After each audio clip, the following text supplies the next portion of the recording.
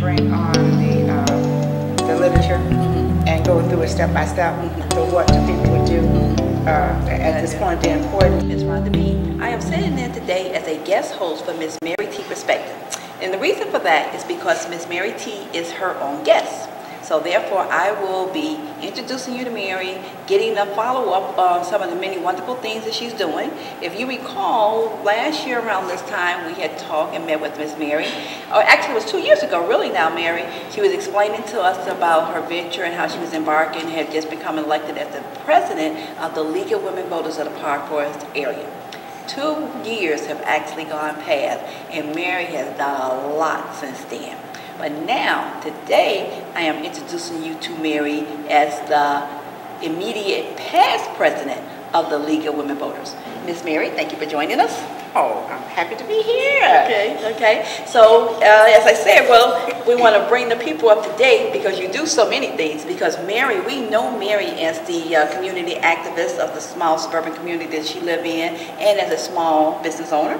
For those of you guys who know her personally, you know her as a very happy and securely married woman with a lovely family. Excellent children, you know, tight-knit family. She cooks well, her husband cooks well. That's how I know him best. So we want to, well, the last time that you and I was together collectively, you were the president. You were just coming in as the president of the League of Women Voters. And so now we fast forward 2 years later, and you just had your annual meeting where your term was up. And so give us a little insight as to how was that boards there as the president of the league, and then what are some of the wonderful things you're going to do from this point forward? Boy, oh boy, how much time do we have? You got that much going on? Yeah. Well, a plan. Okay. You know, and I always say you must have a plan. And I don't want to reveal all of my plan because they're always just as like there are intersections in the road, and this one turns out that there are four-way stops and there, you know, intersections.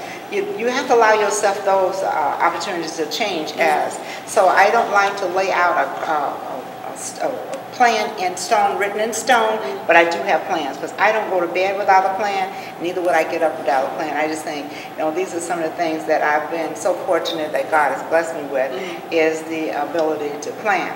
Now, where I've been, sometimes, in my belief, where you've been helps you to plan or helps to identify where you're going. And because you have been down very rugged roads, very good roads, whatever you encounter in the future, those roads help you in the future. I have learned so much from the League of Women Voters.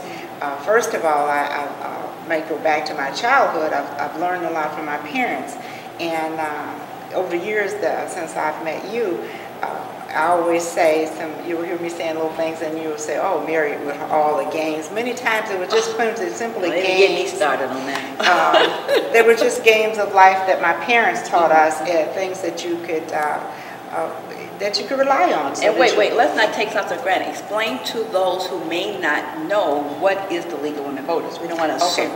Okay, the League of Women Voters is a nonpartisan political organization. This doesn't mean we run for office there. It's nonpartisan.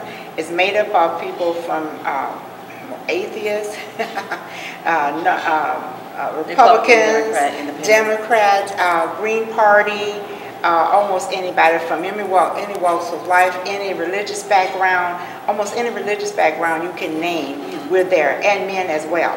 So we are politically correct. As a matter of fact, my league is in Illinois, and probably the whole out of the United States is considered the most diverse league. And we are a national organization. We are, like I said, we're a political organization. We are an activist. We act on issues.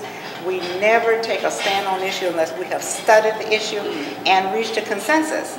And once we reach a consensus, we always speak only as one.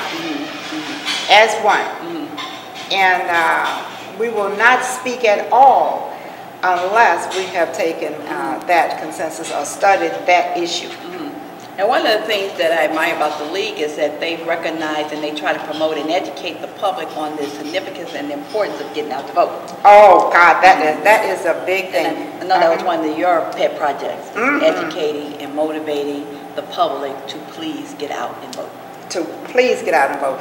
That is one of my, and we lobby the legislators on issues. There are a number of issues that we have been able to change as a result of some of the, a lot of laws have changed as a result of our work and our lobbying and emailing and whatever the legislatures in order to get our governmental bodies in order to get these things changed. And since the get out the vote is an important educational component to you, you're no longer the head of the organization, which included more than just the educational part. What are some of your plans now? So you're no longer the president of the League of Women Voters, but you're still married. Oh yes, I'm still in the League, and I'll probably always be a leaguer. I can go anywhere in the United States and be a leaguer. Some of my plans are, my pet project is voter services and voting, getting our people registered to vote. Because you see, there are so many people who died for me to have this right to vote, and black and white people, so alike.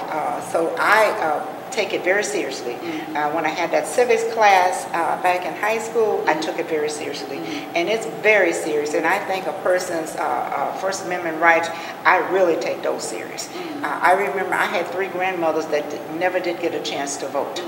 And I can remember back in the days way back in Mississippi when my older sisters and brothers were trying to help some of the older black people pass the test, because they had to have a test, pass a test in order to vote.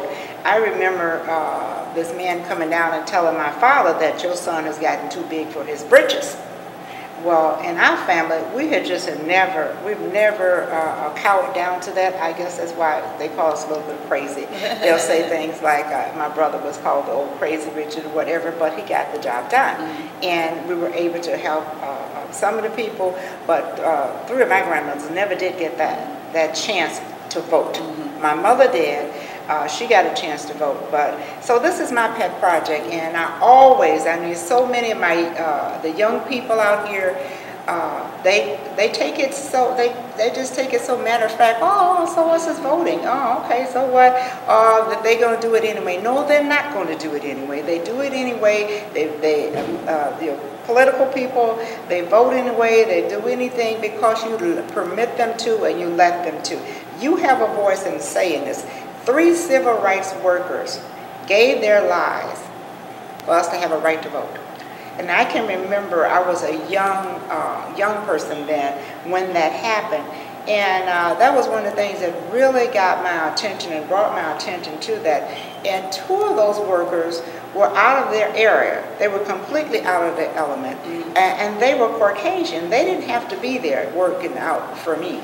So I will always be out there. So you can say that that's one of the things I will be doing.